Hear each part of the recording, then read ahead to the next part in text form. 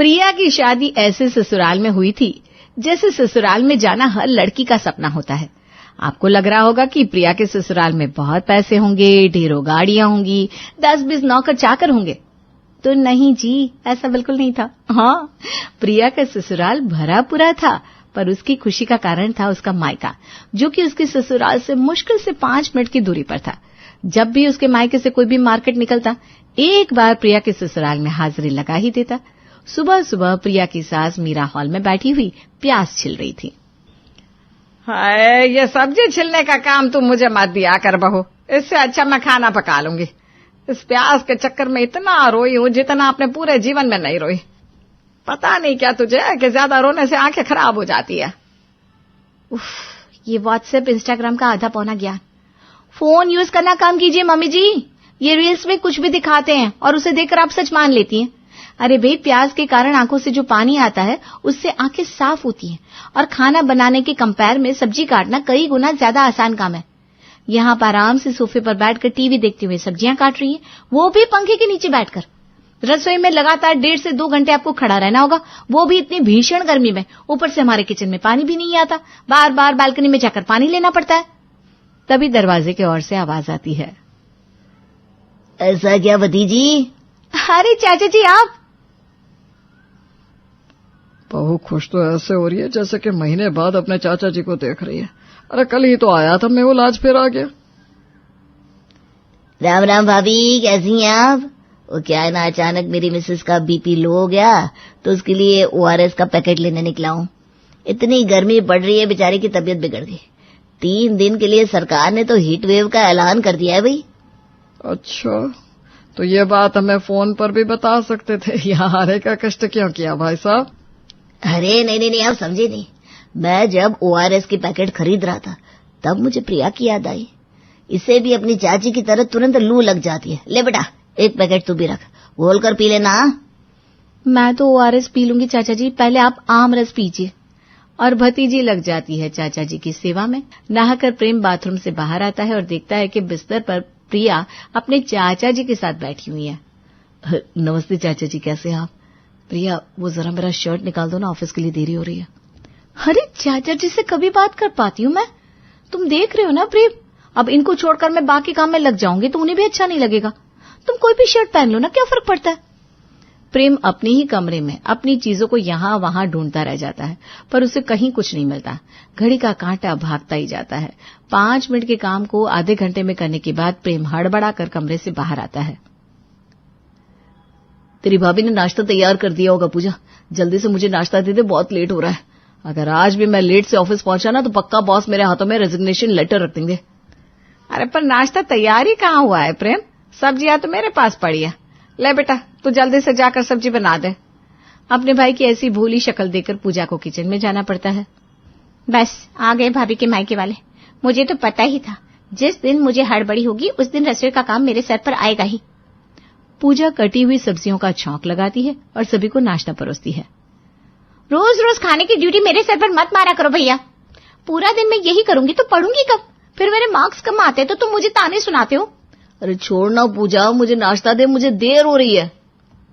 पूजा को कॉलेज छोड़ता हुआ प्रेम अपने ऑफिस के लिए निकल जाता है। अरे भाई मीरा जी, ये बहू का चाचा अपनी मिसेस की बीपी खत्म होने पर घर पहुंचेगा क्या? जाकर बोलिए उसे ORS पहुंचाए घर पर। महेश जी कह रहा था कि तभी हाथ में एक बड़ा सा फोटो फ्रेम लिए मेहुल प्रिया के कमरे से बाहर आता है। ठीक है भाई साहब, ठीक है भाभी जी, निकलता हूँ। वो क्या है ना, प्रिया की चाची को बड़े बड़े फोटो फ्रेम का बड़ा शौक है, खास करके 7 घोड़े वाले फोटो फ्रेम का। हाँ, कोई बात नहीं भाई साहब, मैं समझ गई, आप आराम से लेकर जाइए। अपने चाचा जी को विदा कर प्रिया जैसे ही किचन में जाने को होती है, उसकी माँ का कॉल उसके फोन पर आता है और फोन पर बात करती हुई प्रिया सब कुछ भूलकर बालकनी में चली जाती है। लगता है दोपहर में खाना मुझे ही बनाना पड़ेगा, क्योंकि समदन जी ने बहू को कॉल कर दिया है। एक बार समदन जी फोन पर चिपकती है तो 3-4 घंटे तक फोन छोड़ती नहीं। अरे पर ये कोई अच्छी बात थोड़ी ना है मीरा जी। बहू के घर वालों को समझना चाहिए कि हर रोज कोई ना कोई हमारे यहाँ आकर बैठा रहता है, फिर ये समदन जी अलग ही कॉल कर देती है। ये कोई वक्त है क्या आने का? नाश्ते के वक्त कौन किसी के घर जाता है इस तरह? दोपहर के 3 बजे अपनी माँ का फोन रखने के बाद प्रिया किचन में जाती है और हड़बड़ी में खिचड़ी चढ़ा देती है। आज तो बड़ी देर कर दी मम्मी ने फोन रखने में। बाहर पापा जी और मम्मी जी खाना खाना कर रहे हैं, एक बार खिचड़ी परोस देती हूँ। प्रिया खिचड़ी और पापड़ अपने सास ससुर को परोसती है। आज तो रविवार है बहू, रविवार को कौन खिचड़ी खाता है? ओह सॉरी पापा जी, वो ना मुझे याद ही नहीं रहा। पर अब तो खिचड़ी बन चुकी है, खा लीजिए ना, आगे से ध्यान रखूंगी। प्रिया अपने सास ससुर को खिचड़ी परोसकर खुद अपनी ननद की बनाई सब्जी के साथ पराठे लेकर खाने बैठ जाती है। दोपहर के खाने के बाद सभी आराम करने चले जाते हैं। शाम की 5:30 बजे अपने कानों में ब्लूटूथ लगाए प्रिया अपनी बहन से बात कर रही थी। बहू, मेरे लिए चाय मत बनाना, मैं छाछ ही पीऊंगी। छाछ? तुम छाछ बना रही हो दीदी? कितने दिन हो गए तुम्हारे हाथ के बने छाछ का मजा लिए? अरे तो तू कौन सा परदेश चली गई है? हाँ, तेरी शादी कहीं दूर हो गई है जो तू मेरे हाथ की खट्टी मीठी छाछ नहीं पी पाएगी? अभी तो 5 मिनट की दूरी पर ही है तू, वॉक करते करते आ जा, साथ में यिप्पी नूडल्स भी बना दूंगी। यहाँ प्रिया हाँ कहती है। वहाँ चाय और छाछ तैयार होने के पहले ही निकिता प्रिया के घर पधार जाती है। अरे बेटा, तुम्हारी बहन रसोई में है, जाओ। निकिता को देखते ही प्रिया उसके साथ बातों में लग जाती है और बातों बातों में अपनी सास को दे देती है चाय और अपने ससुर को छाछ। बहू को बोला था मैंने कि बहू मेरे लिए बिना चीनी की चाय बनाना, और ये मुझे इतना मीठा छाछ देकर चली गई। हद है भाई। तो ये था प्रिया का सुखी ससुराल, जहाँ वो तो सुखी थी पर उसके ससुराल वाले नहीं। शाम के ठीक 7 बजे जैसे ही प्रेम अपने घर लौटता है तो वो देखता है घर के सभी लोग सज धज कर तैयार बैठे हैं। आप लोग कहीं जा रहे हैं क्या? हम लोग नहीं जीजा जी, हम सब। आप भी जल्दी से शर्ट चेंज कर लीजिए। वो निकिता आई है ना, उसे रात में डोसा खाने की आदत है। अब इतनी जल्दी बेटर फॉर्मेंट तो होगा नहीं भैया, इसलिए भाभी ने प्लान किया है कि सभी रात को बाहर खा लेंगे। मतलब आइडिया बुरा नहीं है, पर बाहर के खाने की क्वालिटी कैसी होती है ये तो जग जाहिर है। 2 दिन पहले साले साहब आए थे तब तो हम गए थे बाहर खाने, उसके बाद कैसे पापा की तबीयत खराब हो गई, भूल गई क्या तुम प्रिया? हाँ, बात में दम तो है तुम्हारे प्रेम। ठीक है, तो फिर पापा जी को बाहर नहीं लेकर जाते हैं। पापा जी को मैं दोपहर की बची हुई खिचड़ी गरम करके परोस देती हूँ। जिसका भी पाचन तंत्र मजबूत है ना, वही डिनर के लिए बाहर चलेगा। अब तो ठीक है ना प्रेम जी? अपना बेड़ा अपने सर पर रखा कर बेटा, मैं क्यों घर पर रुकूं? मैं भी तुम सबके साथ चलूंगा। ना चाहते हुए भी प्रेम को अपनी जेब ढीली करनी पड़ती है। डिनर के बाद थका हारा प्रेम जैसे बिस्तर पर सोने जाता है, वो देखता है उसकी साली पहले ही बिस्तर पर सो रही है।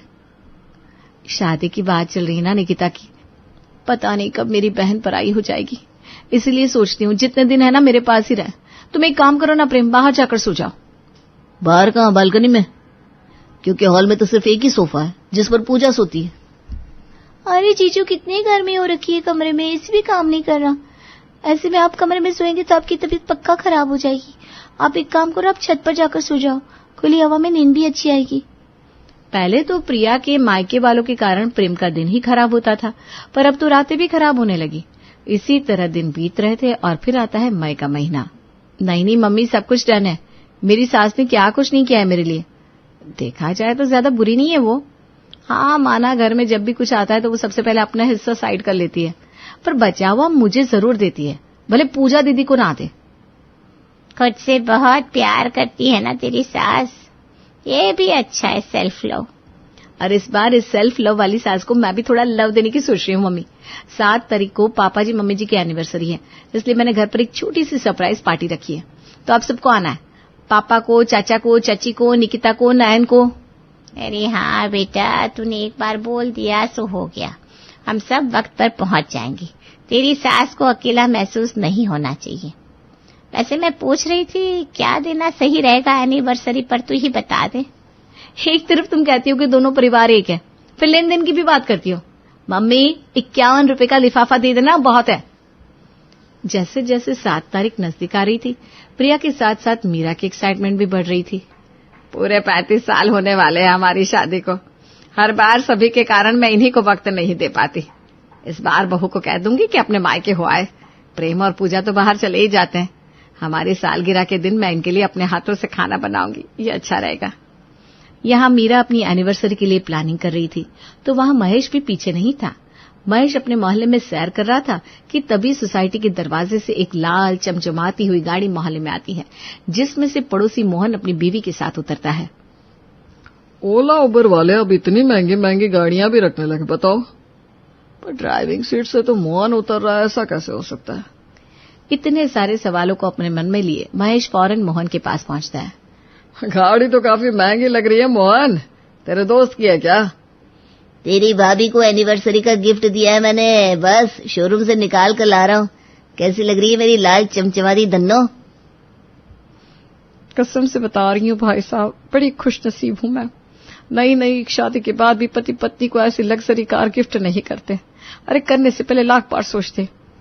और यहाँ शादी की 35 साल के बाद आपके दोस्त ने मुझे इतनी महंगी गाड़ी गिफ्ट कर दी, वो भी बिना 2 बार सोचे। वैसे 4-5 दिनों में आपकी सालगिरह भी आने वाली है, क्या देने वाले हैं आप भाभी को? इतनी बड़ी गाड़ी तो नहीं दे पाऊंगा, पर हाँ अपना पूरा समय जरूर दूंगा, जो आज तक मैं मीरा जी को नहीं दे पाया। सुबह उठने के साथ पहले मंदिर जाएंगे, उसके बाद उन्हें घुमाने के लिए मॉल ले जाऊंगा, फिर शॉपिंग करवा दूंगा। उसके बाद दोनों पिक्चर देखकर चाट पुचके खाते हुए घर वापस लौट आएंगे और बच्चों के साथ केक काट लेंगे। ये भी बुरा आइडिया नहीं है महेश, स्वीट एंड सिंपल। अपनी सरकारी नौकरी के चलते तो आज तक भाभी को एक पिक्चर दिखाने भी नहीं लेकर गया। इसी बहाने भाभी तेरे साथ पिक्चर तो जाएंगी। यहाँ प्रिया अपने आइडिया के साथ तैयार थी, तो यहाँ मीरा और महेश भी। और फाइनली वो दिन आ जाता है जिसका सभी को इंतजार था। 7 मई सुबह 4 बजे दरवाजे की घंटी बजती है। प्रिया जाकर दरवाजा खोलती है और दरवाजे पर होते हैं मनीषा और मुरारी। पापा मम्मी, आप इतनी सुबह? हाँ बेटा, कल हम शादी में गए हुए थे ना, अब जाकर लौटे हैं वहां से। कोई हमें भेजने को तैयार ही नहीं था। अब इतनी थकावट के बाद अगर हम घर जाकर बिस्तर पर लेटे, फिर तो दोपहर या शाम को ही आंख खुलनी थी। ऐसे में तेरी सास का सरप्राइज तो रह जाएगा ना, ये सोचकर हम सीधा यहीं आ गए। ये भी ठीक है मम्मी, तुम एक काम करो, बाकी सबको भी कॉल कर दो। 6-7 बजे तक तो हमारे घर पर सब उठ ही जाते हैं, सब सीधा यहीं आ जाएंगे। सुबह आंख मसलती हुई मीरा अपने कमरे के बाहर आती है। अपनी बहू के सारे मायके वालों को हॉल में बैठा देख उसके तो तोते ही उड़ जाते हैं। Happy anniversary, happy anniversary, happy anniversary. अब कहे कि एनिवर्सरी, सारा प्लान तो चौपट हो गया। सुबह की चाय से लेकर रात के डिनर तक प्रिया के मायके के सभी लोग प्रिया के ससुराल में ही रहते। प्रिया तो अपने मायके वालों की खातिरदारी में मशरूफ हो जाती है और सारा काम मीरा और पूजा पर आ जाता है। हर तरफ शोर तमाशा, सभी अपनी बातों में लगे हुए थे। जिनकी एनिवर्सरी थी उनको तो कोई पूछ ही नहीं रहा था और इसी तरह पूरा दिन निकल जाता है। बड़ा मजा आया समदन जी, एनिवर्सरी हो तो ऐसी, कसम से बड़े लकी हैं आप। कुछ ज्यादा ही लकी हूँ समधी जी। अरे मनीषा जी, आप तो गिफ्ट देना ही भूल गई। एनिवर्सरी पर आए हम, ऐसे ही चले जाएंगे क्या? लिफाफा पकड़ाइए। लिफाफा क्यों? अरे लिफाफा तो उन लोगों के लिए इस्तेमाल होता है जो बाहर वाले होते हैं, जिनसे लिफाफे के अंदर का अमाउंट छुपाना होता है। यहाँ तो सभी अपने। ये पकड़िए समदन जी, पूरे 51 रुपये। भगवान करे आप दोनों का साथ यूं ही बरकरार रहे। बाप रे बाप, समधी जी इतना बड़ा अमाउंट दे दिया, कसम से बड़ा दिल है आपका। वो तो है ही पापा जी, हमारी शादी पर मुझे पूरे 11 रुपये दिए थे पापा जी ने और आपको दिए थे 51। मतलब आप ज्यादा करीब है पापा जी के। बस यहाँ जैसे ही प्रिया के मायके वाले दरवाजे के बाहर कदम रखते हैं, मुकेश कहता है, आज तक तूने जो कहा मैंने सुना बहू। तू खाना बनाए ना बनाए, दिन भर अपने मायके वालों के साथ बात करे, मैंने कभी कुछ नहीं कहा। पर बस अब बहुत हुआ। तेरे मायके वाले हर रोज हमारे यहाँ पड़े रहते हैं। अरे भाई, हमारी भी कोई प्राइवेसी है कि नहीं? आपने तो बिल्कुल मेरे मुंह की बात कह दी पापा। पापा मम्मी की प्राइवेसी तो दूर की बात है, यहाँ हमें ही प्राइवेसी नहीं मिल रही। प्रिया, शादी को कितना ही वक्त हुआ है हमारे, आए दिन मुझे हॉल में सोना पड़ता है और मुझे ना चाहते हुए भी किचन संभालना पड़ता है। भाभी, इस चीज का कोई सोल्यूशन तो करना ही पड़ेगा। वो लोग यहाँ नहीं आ सकते तो मैं वहां चली जाती हूँ। नहीं नहीं बहू, हम भी तुझे ब्याह कर लाए हैं, हम भी बहू होने का सुख भोगेंगे। और आखिर में ये फाइनल होता है कि अब हफ्ते में सिर्फ रविवार को ही प्रिया के मायके वाले उसके ससुराल आएंगे। रविवार की सुबह। अरे दीदी, चाय दो ना, कितनी देर? छुट्टी के दिन भी अपनी बहन से काम करवाएगी क्या? 6 दिन तो बेचारी काम करती है। एक काम कर बेटा, बाहर से मंगवा ले चाय। ए नयन सुन, तू जाकर पास की टपरी से सभी के लिए चाय लिया। आपके हॉल के पंखे का कंडेंसर जल गया लगता है, वरना इतना धीरे कौन सा पंखा चलता है। प्रेम का घर मच्छी बाजार बन चुका था। रविवार की सुबह उसने सोचा था कि वो आराम से 10 से 11 तक उठेगा, पर अब तो उसे 7 बजे ही कमरे से बाहर आना पड़ता है। अरे जीजू उठ गए। अच्छा चलिए मैं आपके कमरे में जाकर सो जाता हूँ, बड़ी नींद आ रही है मुझे। नींद तो मुझे भी आ रही है बेटा, हमारे घर पर तो एसी भी नहीं है ना। भाई साहब आपकी तो नींद पूरी हो गई है, मैं आपके कमरे में जाकर पीठ सीधी कर लेती हूँ। मुकेश का घर उसका कम, उसके समधी समधियों का ज्यादा लग रहा है। ये नया टॉवेल मंगवाया है क्या आपने मीरा जी? नहीं, मैं क्यों टॉवेल पर पैसे लगाऊंगी, अपना तो है अलमारी में। तभी निकिता वहां आती है। ये टॉवेल मेरा है अंकल जी, वो मुझे अपना टॉवेल ही यूज करने की आदत है तो मैं लेकर आई थी। एक ही दिन में मुकेश और बाकी सब ऐसे परेशान हो जाते हैं कि मुकेश को ये नया नियम खत्म करना ही पड़ता है। वापस से प्रिया के मायके वालों के लिए उसके ससुराल का रास्ता पहले की तरह खुल जाता है। घनश्याम जी के 2 बेटे थे, बड़ा बेटा ओम और छोटा संस्कार। जब तक घनश्याम जी के बेटों की शादी नहीं हुई थी तब तक तो उनके 2 बेडरूम वाले फ्लैट में आराम से उनका गुजारा हो रहा था। लेकिन धीरे धीरे समय बीता और एक एक करके घनश्याम जी के दोनों बेटों की शादी हो गई। शादी के बाद दोनों बेटों ने एक एक कमरा ले लिया था। घनश्याम जी और उनकी पत्नी सुंदरी के पास अब सोने के लिए कोई कमरा नहीं था। बहू बेटी की प्राइवेसी में दखल ना पड़े इसलिए घनश्याम जी और उनकी पत्नी सुंदरी गर्मियों में तो आंगन में ही अपना बिस्तर लगा लेते, लेकिन सर्दियों की ठंडी रातों में आंगन में सो पाना उनके लिए संभव नहीं था। इसलिए बैठक के फर्श पर गद्दे बिछाकर वो वहीं पर सो जाया करते थे।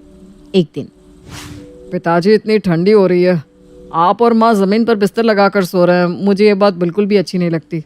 कल से आप मेरे कमरे में सोएंगे, मैं और रिद्धि आपकी जगह बैठक में बिस्तर लगा लेंगे। अरे नहीं बेटा, ऐसे अच्छा थोड़ी ना लगता है। तुम्हारे साथ छोटे बच्चे भी हैं, उसे लेकर कहाँ तुम जमीन पर सोओगे। हमें कोई दिक्कत नहीं बेटा, हम तो गांव और जमीन से जुड़े हुए लोग हैं, बल्कि हमें तो अच्छा लगता है जमीन में बिस्तर लगा कर सोना। रहने दो माँ, ये सब कहने सुनने की बात है। अरे हम लोग आराम से अपने अपने बिस्तरों पर सो रहे हैं, आप और बाबूजी जमीन में पड़े सिकुड़ रहे हैं। अब ये सब मुझसे और बर्दाश्त नहीं होता। बड़ा परिवार हो गया है, हमारे भी बच्चे हो गए। अब इस 2 कमरे के मकान में हमारे बड़े परिवार का गुजारा नहीं है। क्यों ना हम लोग इस मकान को बेचकर एक बड़ा मकान ले लें, जिसमें आपके और माँ के लिए भी एक कमरे की व्यवस्था हो। आखिर कब तक आप लोग ऐसे ही ज़मीन पर सोकर अपना समय बिताएंगे? बात तो तेरी ठीक है बेटा, हम 4 से 8 हो गए, लेकिन मकान वही का वही है। आखिर गुजारा हो भी तो भला कैसे। ठीक है बेटा, मैं कोशिश करता हूँ कि इस मकान को बेचकर कोई बड़ा मकान मिल जाए तो हमारी समस्या का समाधान हो जाए। घनश्याम जी सरकारी नौकरी से रिटायर हो चुके थे। रिटायरमेंट के समय मिला हुआ फंड का पैसा, बेटों की सेविंग्स और अपना 2 कमरे का मकान बेचने के बाद इतनी कीमत में उन्हें एक अच्छा 4 कमरे वाला घर मिल जाता है। 2 कमरे के मकान से 4 कमरे के मकान में शिफ्ट होने पर दोनों देवरानी जिठानी खुशी से फूली नहीं समा रही थी। सुनिए, इस घर में आने के बाद इतना खुलापन महसूस हो रहा है कि क्या बताऊं। अरे पहले उस छोटे से घर में हॉल में भी ना हर समय कोई ना कोई बैठा हुआ नजर आता था। अब तो सब अपने अपने कमरे में रहते हैं और हॉल बिल्कुल चमचमाता रहता है। चमकते साफ सुथरे हॉल को देखकर ना बड़ी तसल्ली मिलती है, सच्ची। तुम ठीक कह रही हो, बड़े घर में रहने का अलग ही सुख होता है। अरे जब नया मकान ले ही रहे थे तो क्या बिगड़ जाता अगर 4 की जगह 5 कमरे वाला मकान ले लेते तो। बाबूजी को सोचना चाहिए था ना, हमारे भी बच्चे बड़े हो गए, एक कमरे में गुजारा करना कोई आसान थोड़ी ना है। अरे छोड़ो भी ये सब बात है, अब जो है जितना है उसी में संतोष करो। मैं क्यों संतोष करूं? जो बड़े सपने देखता है पूरे उसी के ही होते हैं। मैं तो 2 कमरे लेकर ही रहूंगी। ये 4 कमरे का मकान है, सबके लिए एक एक कमरा रखने के बाद भी एक कमरा खाली बच रहा है। क्यों ना वो खाली कमरा मैं ही कब्जा कर लूं। चौथे कमरे पर कब्जा जमाने के ख्वाब देखने वाली रिद्धि कोई अकेली नहीं थी। उसकी देवरानी सिद्धि तो इस दौड़ में उससे भी 2 कदम आगे थी। चलो, नया मकान लेने से माँ बाबूजी के कमरे की समस्या तो हल होगी, लेकिन साथ ही साथ मुझे भी मौका मिल गया कि मैं 2-2 कमरों का सुख भोगूं। ऐसा करती हूँ, कल ही संस्कार जी के ऑफिस का सामान वहाँ सेट कर देती हूँ। हर दूसरे दिन वो वर्क फ्रॉम होम ले लेते हैं और फिर पूरा दिन कमरा बंद किए बैठे रहते हैं। अरे भाई, हमें भी तो अपने कमरे में 2 पल आराम करने की इच्छा होती है, लेकिन नहीं, घर में जगह ही कहाँ है। जहाँ बैठकर वो अपने ऑफिस का काम बिना किसी डिस्टर्बेंस के निपटा सके। मन ही मन खुश होते हुए देर रात ही सिद्धि ने फटाफट पति, संस्कार की टेबल, चेयर, लैपटॉप और उसकी जरूरी फाइलें और अपना कुछ सामान चौथे कमरे में ले जाकर रख दिया। अगली सुबह, मुन्ने, गुड्डू बेटा, यहाँ परेशान मत करो, देखो मैं काम कर रही हूँ ना। ऐसा करो, जो कमरा खाली पड़ा है ना उसमें जाकर खेलो। ठीक है मम्मी, मैं गुड्डू को लेकर वहीं खेलने चली जाती हूँ। थोड़ी देर बाद, मम्मी चाची तो मुझे उस कमरे में खेलने से मना कर रही हैं। क्यों? चाची क्यों मना करेगी? चाची को तुम्हारे वहाँ खेलने से क्या प्रॉब्लम है? चाची बोल रही है कि वहाँ चाचा का जरूरी सामान रखा है, कुछ टूट जाएगा, इसलिए हम लोग अपने कमरे में जाकर खेले। अच्छा, ऐसा कौन सा जरूरी सामान रख दिया उस महारानी ने वहाँ पर? मैं भी तो देखूं जरा। बच्चों की बात सुनकर जिठानी रिद्धि दौड़ते हुए खाली पड़े कमरे में आती है। सामने देवरानी का सामान कमरे में रखा देख उसका पारा 7वें आसमान पर पहुंच जाता है। बड़ी तेज निकली ये सिद्धि तो। अरे मैं तो सोचती रह गई और इसने सामान शिफ्ट भी कर लिया। सिद्धि, इधर तो आना जरा। मैं पूछती हूँ, किससे पूछकर इस कमरे में तुमने अपना सामान रखा है? ये कमरा तुम्हारा कब से हो गया? क्या हो गया भाभी, क्यों शोर मचा रही हो? मैं शोर मचा रही हूँ? अरे शोर तो अब मचेगा। सबको उनके हिस्से का एक ही कमरा मिल चुका है, तुम्हें भी एक कमरा मिला है ना। अब इस खाली पड़े कमरे में किससे पूछकर तुमने अपना सामान सेट कर लिया? अरे इसमें पूछने जैसी क्या बात है, कमरा खाली पड़ा हुआ था और मुझे कमरे की ज़रूरत थी तो मैंने अपना सामान रख लिया। आपको तो पता ही है ना भाभी, इनको वर्क फ्रॉम होम करना होता है और एक अलग कमरे की ज़रूरत पड़ती है। हमें एक कमरे में एडजस्ट करने में बड़ी दिक्कत होती है। ये पूरा दिन कमरा बंद करके ऑफिस का काम करते रहते हैं, इसलिए मैंने उनके ऑफिस का सारा सामान इस कमरे में जमा दिया। अब ना आराम से यहाँ बिना किसी डिस्टर्बेंस के अपना ऑफिस का काम निपटा सकते हैं। तुम कोई अकेली नहीं हो जिसे घर में एक और कमरे की जरूरत है। इस कमरे पर अपना कब्जा जमाने से पहले एक बार तुम्हें मुझसे पूछना तो चाहिए था। लेकिन तुम तो बहुत समझदार हो। पिछले 10 साल से इस घर की सबकी सेवा में मैंने खुद को घिस डाला और आज तक कर ही रही हूँ। और आज जब 2 कमरों का सुख उठाने का मौका आया तो तुम कूद कर आगे आकर खड़ी होगी। अरे जुम्मा 2 साल हुए हैं तुम्हारी शादी को और अभी तक कोई बच्चा भी नहीं है, तब भी तुम्हारा एक कमरे में गुजारा नहीं हो पा रहा। और हम 2 बच्चों के साथ पिछले 10 साल से एक कमरे में गुजारा कर रहे हैं। किस तरह 10 साल हमने एक कमरे में इस आस में गुजार लिए कि आज नहीं तो कल हमारे भी दिन सुधरेंगे। अब इतने साल बाद जाकर घर में एक कमरा खाली हुआ है तो उस पर भी तुमने कब्जा जमा लिया। अरे थोड़ा तो सोचना चाहिए था। शर्म नहीं आई जेठानी के होते हुए इस कमरे पर अपना हक जताते हुए? अरे भाभी, ये कौन सी बात हुई कि आप 10 साल से कमरे में गुजारा कर रही हो तो यहाँ पर आपको 2 कमरे मिल जाएंगे। पुराने वाले घर में जब कमरे ही नहीं थे तो गुजारा करना तो आपकी मजबूरी थी ना। लेकिन अब एक कमरा एक्स्ट्रा है तो मैं क्यों नहीं रह सकती उस कमरे में? और बार बार ये ताना मारना बंद करिए। हाँ, जब आपकी शादी पहले हुई है तो आप ही सबको बनाकर खिलाएंगी ना। मैं तो आती नहीं अपने मायके से सबको रोटी बनाकर खिलाने के लिए। हाय, देखो तो कैसे जुबान चला रही है। आज तो मैं माँ जी से कहकर इस कमरे का फैसला करवा कर रहूंगी। माँ जी घर पर नहीं है, मामा जी के यहाँ गई हैं, कल आएंगी। ठीक है, फिर आज आने दो माँ जी को। अब तो कल माँ जी के आने पर ही बात होगी। उसी दिन रात को भाभी की मनमानी बर्दाश्त करते हुए इतने साल बीत गए। हर बात में भाभी अपनी जेठानी होने का दांव खेलती है, लेकिन अब और नहीं। अरे भाग्यवान, ऐसा क्या हो गया जो तुम इतनी नाराज हो रही हो? अरे एक परिवार में रहने वाले लोग एक दूसरे की परेशानियों को नहीं समझ सकते तो उन्हें परिवार कहलाने का कोई अधिकार ही नहीं है। जब से इस घर में आए, चौथा कमरा खाली ही तो पड़ा था ना। मैंने कल उस कमरे में आपका लैपटॉप और ऑफिस का सामान रख दिया तो इस बात पर आज सुबह से ही भाभी मुझसे झगड़ा कर रही हैं। बताइए, अगर वो खाली कमरा हमारे किसी काम आ जाएगा तो इसमें भाभी को क्या दिक्कत है? अरे तो तुम्हें भी ऐसे कमरे में अपना सामान रखने से पहले एक बार माँ या भाभी से बात कर लेनी चाहिए थी ना। हो सकता है उन्हें भी कमरे की जरूरत हो। अगर उन्हें भी कमरे की जरूरत है तो रहे ना, हर बार मैं ही अपना हिस्सा क्यों छोड़ूं? मैंने सोच लिया है वो कमरा तो मैं ही लेकर रहूंगी, चाहे जो हो जाए। देखो, ऐसा है कि पूरा दिन ऑफिस में काम करके मैं बहुत थक कर आता हूँ। तुम्हारी ये देवरानी जेठानी की पंचायत सुनने का मेरे पास ना तो समय है और ना ही एनर्जी। तुम दोनों आपस में निपटा लो, मुझे इन सब में मत घसीटो प्लीज। संस्कार की तरह ही ओम ने भी देवरानी जेठानी के झगड़े के बीच में ना बोलने की बात कहकर अपनी जान छुड़ा ली थी। अगले दिन, माँ जी आइए देखिए, बड़ी जेठानी और सास के घर में होते हुए इसने कैसे इस कमरे पर अपना कब्जा जमा लिया। इतना ही नहीं, मेरे कहने पर भी ये कमरा खाली करने के लिए तैयार नहीं हो रही। अरे सिद्धि बेटा, अगर तुम्हें कमरा चाहिए भी था तो तुम्हें एक बार मुझसे पूछ लेना चाहिए था ना। कोई बात नहीं रिद्धि बहू, अगर इसने अपना सामान उसमें रख ही लिया है तो तू ही बड़प्पन दिखाकर अब बात को जाने दे। अरे वाह सासू माँ, आपने तो बहुत खूब फैसला किया। अरे 10 सालों से सेवा मुझसे कराई और कमरा छोटी बहू को देने के लिए तैयार होगी। ठीक ही कहते हैं कि छोटी बहू के आते ही बड़ी बहू की वैल्यू घर में 0 हो जाती है। अरे ऐसी कोई बात नहीं है रिद्धि, तुम गलत समझ रही हो। मैं तो बस ये चाहती हूँ कि घर की सुख शांति बनी रहे और तुम दोनों ना ये आपस का झगड़ा बंद कर दो बस। अगर आप ये कमरा मुझे दिलवा दो तो झगड़े की कोई बात ही नहीं रहेगी। ऐसे कैसे कमरा आपको मिल जाएगा? कमरे में मैं अपना सामान रख चुकी हूँ और ये कमरा अब से मेरा है। मुझे इससे ज्यादा किसी से कोई बात नहीं करनी। इतना कहकर सिद्धि अपने कमरे में लौट जाती है। आई बड़ी कमरा लेने वाली, छोटे हैं तो क्या हम बेवकूफ़ हैं कि हमेशा भाभी बड़े होने की धौंस मुझ पर जमाती रहेगी और मैं जीवन भर उनकी बातें सुनती रहूंगी। माँ जी, मुझे बहुत उम्मीद थी कि आप ज़रूर कुछ मेरे हक की बात करेंगी, लेकिन आपने तो सिद्धि को कुछ कहा ही नहीं। ऐसा लग रहा है जैसे मेरी इस घर में वैल्यू ही नहीं रही। अरे मेरा इतने बरसों का त्याग प्रेम सब मिट्टी कर दिया माँ जी आपने। अरे बेटा, वो छोटी है तुझसे, नादान है, यही सोचकर छोड़ देना ये लड़ाई झगड़ा। आपसे कुछ नहीं होगा माँ जी, अब तो जो भी करना है मुझे ही करना होगा। अगले दिन सिद्धि और संस्कार सब्जियां लेने के लिए बाजार जाते हैं। तभी रिद्धि सिद्धि का सामान निकालकर कमरे से बाहर फेंक देती है और उसके अंदर अपना सामान रख लेती है।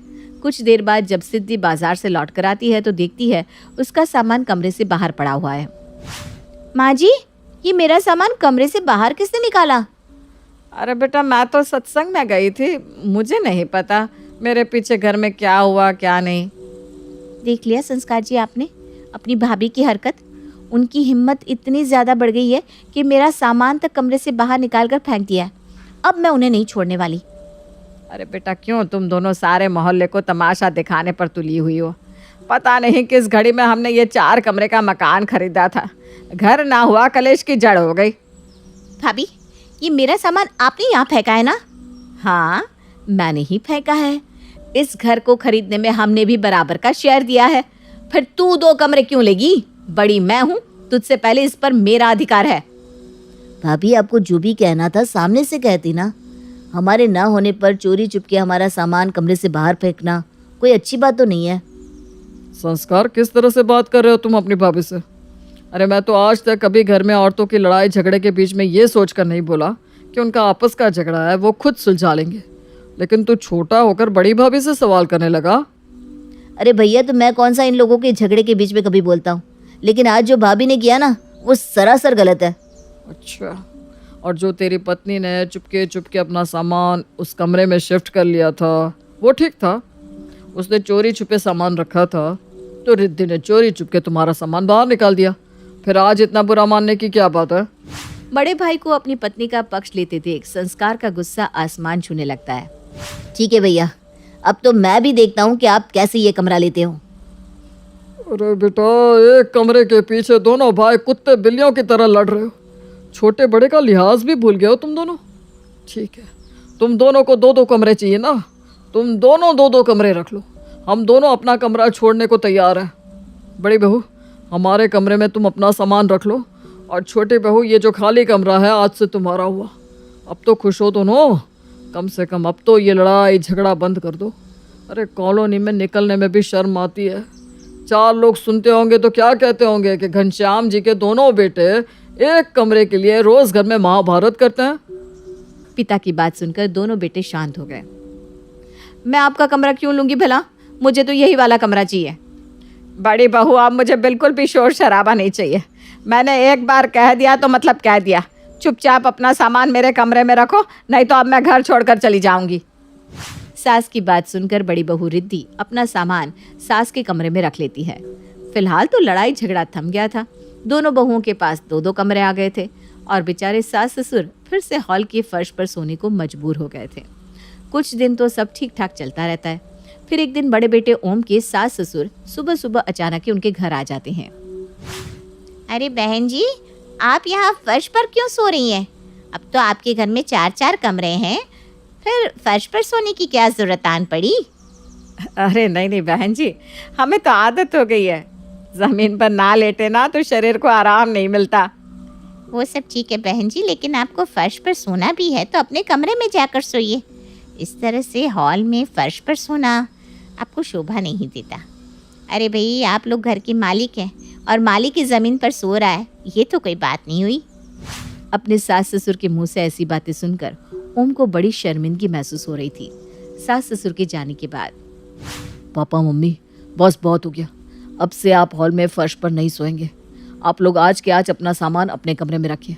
अरे सारी दुनिया में थू हो जाएगी हमारी। बेटी के कहने पर घनश्याम और सुंदरी फिर से वापस अपने कमरे में चले जाते हैं। देखिए, ये कमरे की समस्या ऐसे हल होने वाली नहीं है। आज तो बड़े ने हमें अपने कमरे में वापस भेज दिया है, लेकिन आज नहीं तो कल फिर इन दोनों में झगड़ा होगा ही होगा। क्या करूं, मुझे तो कुछ समझ में नहीं आ रहा। अगर तुम्हारे पास कोई उपाय है तो बताओ। हाँ, एक उपाय तो है। मैं ये चाहती हूँ कि इस कमरे को हम किराए पर उठा देते हैं। अरे कैसी बात करती हो, एक मुसीबत से बचने के लिए दूसरी मुसीबत घर बुला रही हो। अरे नहीं, आप मेरी बात तो सुनिए। आजकल एक कमरे में पीजी रखने का चलन है। एक पेइंग गेस्ट रख लेते हैं, 10,000 किराया भी मिल जाएगा और इस कमरे को दोनों बहू को देने की समस्या भी खत्म हो जाएगी। एक बार तुम बहू से बात करके तो देखो। देखो रिद्धि सिद्धि, मैंने बहुत सोचने के बाद कमरे की समस्या का एक हल निकाला है। इस कमरे को हम पीजी पर दे देते हैं, जिससे हमें हर महीने 10,000 मिलेंगे। तुम दोनों चाहो तो आधा आधा किराया अपने पास रख सकती हो। वैसे माँ जी, आइडिया बुरा नहीं है, मुझे मंजूर है। हाँ ठीक है, मुझे भी मंजूरी है, लेकिन एक समस्या और है। दोनों वक्त का खाना भी उसे देना पड़ेगा, तो कौन उसके लिए दोनों समय खाना बनाएगा? इसमें इतना सोचने वाली क्या बात है माँ जी? एक समय खाना मैं बना दिया करूँगी और एक वक्त का खाना सिद्धि बना देगी। क्यों सिद्धि? हाँ हाँ, मुझे मंजूर है। दोनों बहू के राजी होने के बाद देखो तो कैसे कल तक कुत्ते बिल्लियों की तरह उस कमरे के लिए लड़ाई कर रही थी, लेकिन जैसे ही पैसा मिलने की बात आई, दोनों की दोनों कैसे भीगी बिल्ली बन गई। ठीक ही कहा है किसी ने, बाप बड़ा ना भैया, सबसे बड़ा रुपया। सुनीता के बच्चों में आपस में बहुत प्यार रहता है। उर्मिला के पास कुछ भी होता तो वो रौनक को पहले देती। एक रोज जब उर्मिला अपने ससुराल से आती है, तब सुनीता उर्मिला से कहती है, बेटा अगर मुझे कुछ हो जाता है ना तो मेरे रौनक का ख्याल रखना है, उससे माँ की कमी कभी मत होने देना। माँ क्या कह रही हो तुम? ऐसा मत कहो, मैं तुम्हें कुछ नहीं होने दूंगी। बेटा पता नहीं क्यों मुझे ऐसा लग रहा है कि मेरे पास अब ज्यादा वक्त नहीं है। उर्मिला को माँ की बातें सुनकर बेचैनी होने लगती है और उसी रात अचानक से सुनीता को हार्ट अटैक आ जाता है और सुनीता रौनक का हाथ उर्मिला के हाथ में देते हुए कहती है, अब तुम दोनों ही एक दूसरे का सहारा हो। उर्मिला, रौनक की जिम्मेदारी मैं तुझे देकर जा रही हूँ, उसका ख्याल बिल्कुल मेरी तरह रखना। ये तिजोरी की चाबी है, उसमें सारे जरूरी कागजात, पैसे और जेवर है। नहीं माँ, तुम हमें छोड़कर नहीं जा सकती हो। पर सुनीता की मौत हो जाती है। रौनक और उर्मिला का रो रोकर बहुत बुरा हाल हो जाता है। उर्मिला रौनक से सुनीता का सारा क्रियाकर्म करवाती है और घर की पूरी जिम्मेदारी संभाल लेती है। दीदी अब क्या होगा? मैं माँ के बिना नहीं रह सकता हूँ। तुम्हें भी अपने ससुराल जाना होगा, तुम भी मुझे माँ की तरह छोड़कर चली जाओगी। अरे पागल, मैं कहीं नहीं जाऊंगी, और जाऊंगी ना तो तुझे लेकर ही जाऊंगी। उर्मिला रौनक को शांत करती है और उसे अपने हाथों से खाना खिलाती है और रात भर उसके सर पर हाथ फिराकर सुला देती है। माँ, तुम हमें छोड़कर क्यों चली गई? अगले दिन सुबह पहले प्रेम आता है और उर्मिला से कहता है, उर्मिला चलो ससुराल, यहीं रहने का इरादा है क्या? मैं अपने भाई को इस तरह अकेले नहीं छोड़ सकती हूँ। उसकी उम्र ही क्या है, अभी तो उसने बोर्ड दिया है, उसका एडमिशन कॉलेज में करवाना बाकी है। अरे बाबा ठीक है ना, कौन तुम्हें रौनक को अकेले छोड़ने को कह रहा है? रौनक भी हमारे साथ हमारे घर चलेगा। क्यों साले साहब, चलोगे ना साथ में? तुम्हारा एडमिशन वहीं करवा देंगे। अब आपकी दीदी बिना हमारा काम तो नहीं चलेगा। हाँ जीजा जी, आपको जो सही लगे, मुझे इसमें कोई दिक्कत नहीं है।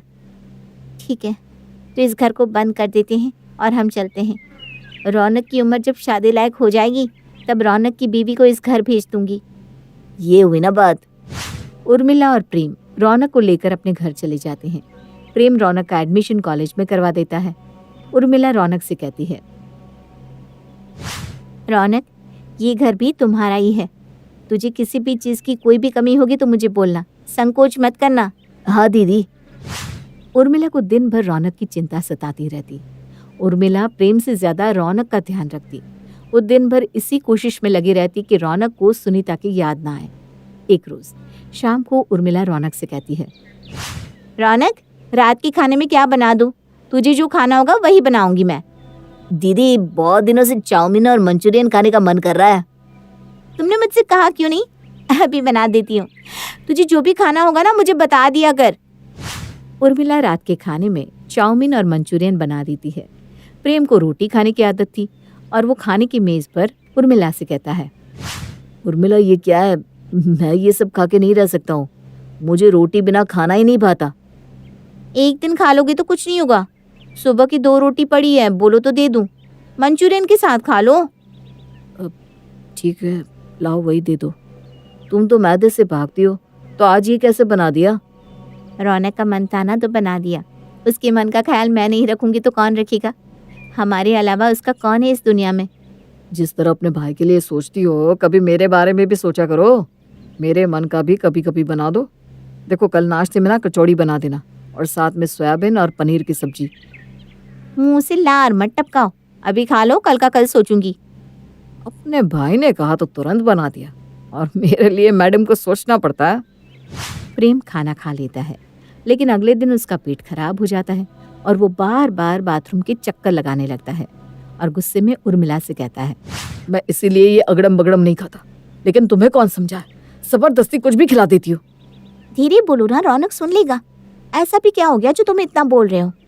बार बार प्रेशर आ रहा है, लेकिन मजाल है कि बाथरूम हो जाए। दुखी हो गया हूं मैं।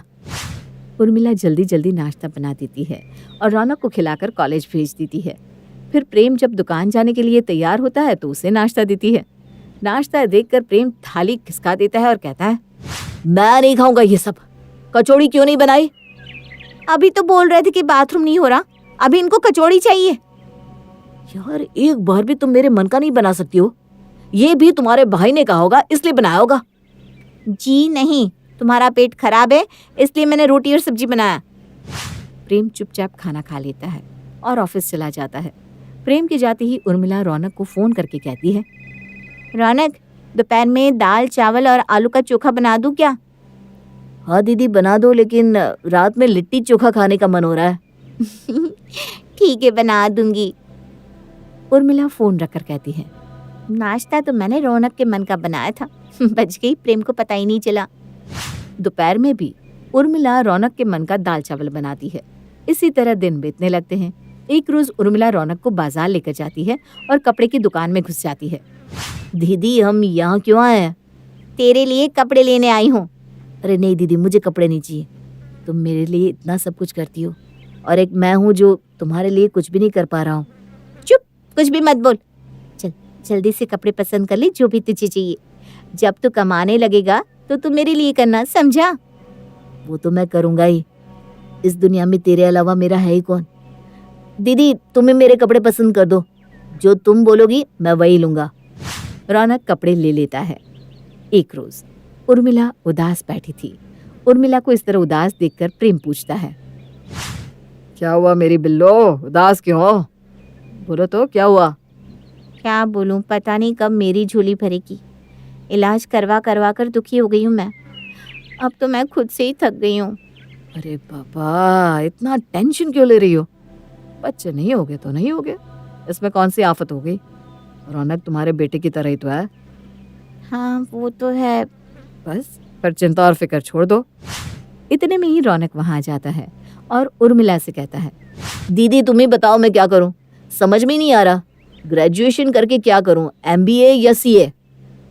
CA तो बहुत टफ है और टाइम टेकिंग भी। तू MBA कर ले, जल्दी भी होगा और तुझे अच्छे पैकेज पर ज्वाइनिंग भी मिल जाएगी। ठीक है दीदी, मैं MBA में एडमिशन ले लेता हूँ। रौनक MBA में एडमिशन ले लेता है। वो उर्मिला से हर छोटी बड़ी चीज पूछ कर ही करता। इसी तरह दिन बीतने लगते हैं। एक तरफ रौनक का MBA कंप्लीट होता है तो दूसरी तरफ उसके साथ पढ़ने वाली लड़की पूर्णिमा से प्यार हो जाता है। रौनक को एक बहुत बड़ी कंपनी से जॉब का ऑफर आता है और वो जॉब ज्वाइन कर लेता है। रौनक मिठाई का डिब्बा लेकर घर आता है। दीदी दीदी मुझे जॉब मिल गई। ये सब तुम्हारे कारण मुमकिन हो पाया। तुम ना होती तो मेरा क्या होता। अरे पागल, तुम भी ना झूठ में ही मेरी इतनी तारीफ कर रहे हो। उर्मिला रौनक का ऑफर लेटर देखती है। रौनक, ये तो मम्मी के शहर में तेरी जॉब हुई है, तब तो तुझे वहीं जाना होगा। हाँ दीदी, कल ही निकलना होगा मुझे। ठीक है, मैं भी तेरे साथ चलूंगी, तुझे अकेला नहीं जाने दूंगी। तू कैसे सब कुछ करेगा? दीदी फिर यहाँ जीजू को तकलीफ हो जाएगी ना, तुम मेरे साथ आओगी तो। अरे तुम इनकी चिंता मत करो, ये हैंडल कर लेंगे। मैं खाने वाला रख लूंगी एक। हाँ, बेटे के समय पति की कौन सोचता है। तीनों हंसने लगते हैं। अगले दिन उर्मिला और रौनक अपनी माँ के मकान में चले जाते हैं और रौनक जॉब ज्वाइन कर लेता है। उर्मिला रौनक के जॉब लगने से बहुत खुश थी। वो अपनी माँ की तस्वीर के आगे कहती है, बस अब रौनक की शादी हो जाए फिर मैं निश्चिंत हो जाऊंगी। माँ, मैंने अपनी जिम्मेदारी बखूबी निभाई है। 1 महीने बाद प्रेम का फोन आता है। आज दुकान में एक लड़की आई थी, मुझे तो अपने रौनक के लिए बहुत पसंद आई। क्या कहती हो, बात आगे बढ़ाऊं? रुक जाओ, पहले रौनक से बात कर लेते हैं, फिर बात आगे बढ़ाना। उर्मिला रौनक से शादी की बात करती है। रौनक, तुम्हारी शादी के लिए लड़की देख रहे हैं, तुझे कोई पसंद है तो बता दे, वरना हम देखते हैं। दीदी पूर्णिमा मेरे साथ कॉलेज में पढ़ती थी, तुम मुझसे एक बार मिल लो ना। अगर तुम्हें वो पसंद आएगी तो ही मैं उससे शादी करूंगा, वरना नहीं। ठीक है, कल उसे घर ले आओ। तुम्हारे जीजाजी भी कल आएंगे, वो भी उससे मिल लेंगे। अगले दिन पूर्णिमा रौनक के घर आती है। उर्मिला को पूर्णिमा एक जरा पसंद नहीं आती। पूर्णिमा के जाने के बाद उर्मिला का मुंह उतर जाता है। क्या हुआ, कैसी लगी पूर्णिमा तुम्हें? मुझे तो ये लड़की जरा भी पसंद नहीं आई। कपड़े देखे इसके? कोई जींस पहनकर पहली बार मिलने आता है क्या? ये लड़की मेरे भाई को लूट कर चल देगी। ऐसा नहीं है, आजकल की लड़कियां ऐसी होती हैं। शादी रौनक को निभानी है, तुम्हें नहीं ना, तो उससे जिससे भी शादी करनी है करने दो। रौनक दोनों की बातें सुन लेता है और उर्मिला का हाथ पकड़कर कहता है, दीदी मैं पूर्णिमा को मना कर दूंगा। तुम्हें जो लड़की पसंद आएगी मैं उसी से शादी करूंगा। नहीं नहीं, तेरे जीजा ठीक कह रहे हैं। तुम्हें शादी करनी है, पूर्णिमा तुम्हें पसंद है तो मुझे कोई ऐतराज नहीं है।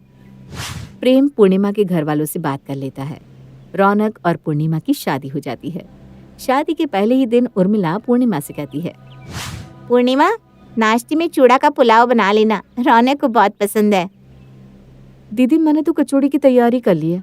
रौनक ने मुझसे कहा था कि जीजू को कचौड़ियाँ बहुत पसंद है। पूर्णिमा, तुमने मुझसे पूछे बिना क्यों तैयारी की?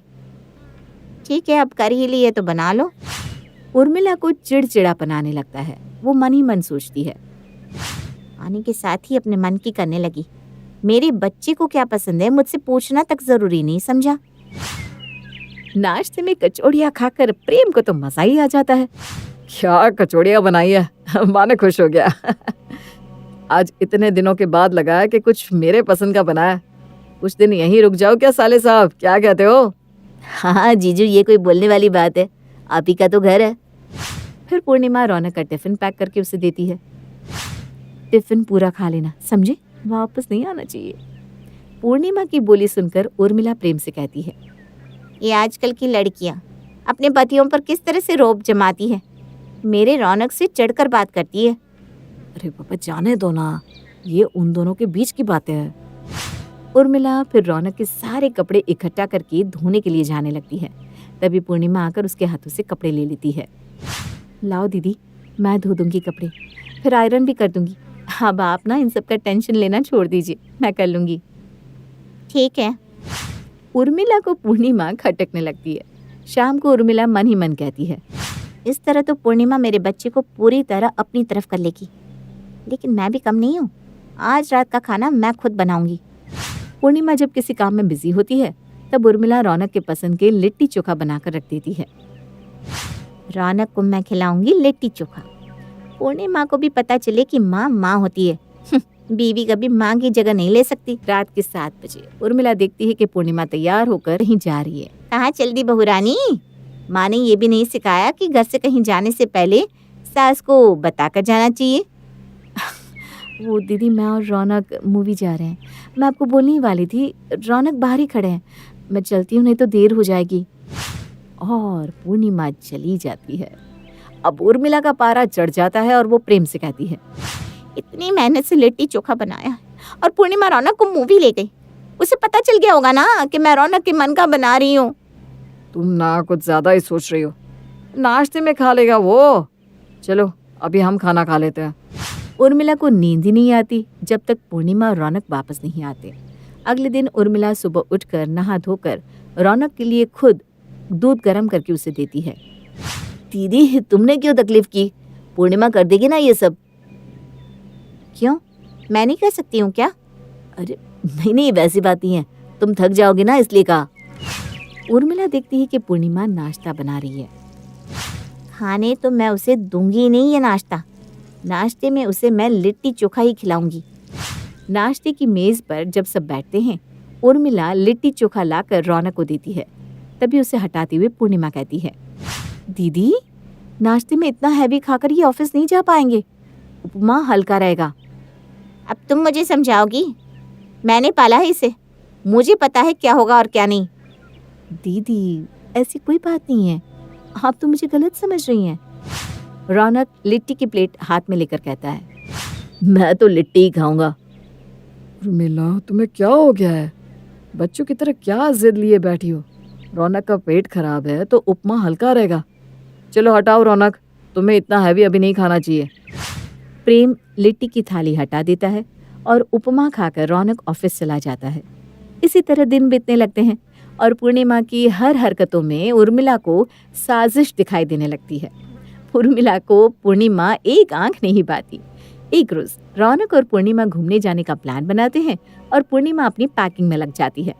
पूर्णिमा को देखकर उर्मिला मन ही मन सोचती है, जरूर कुछ न कुछ चल रहा है इसके मन में।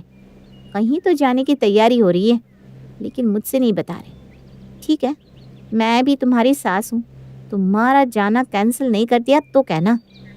जिस दिन रौनक और पूर्णिमा की ट्रेन होती है, उसी दिन रौनक उर्मिला से कहता है, दीदी, मैं और पूर्णिमा जा रहे हैं शिमला 10 दिन के लिए। आज रात की हमारी ट्रेन है। जाओ, एंजॉय। पूर्णिमा रास्ते के लिए खाना बनाने लगती है। पूर्णिमा को देखकर उर्मिला सोचती है, ये चमक तुम्हारी आंखों में ज्यादा देर तक नहीं रहेगी।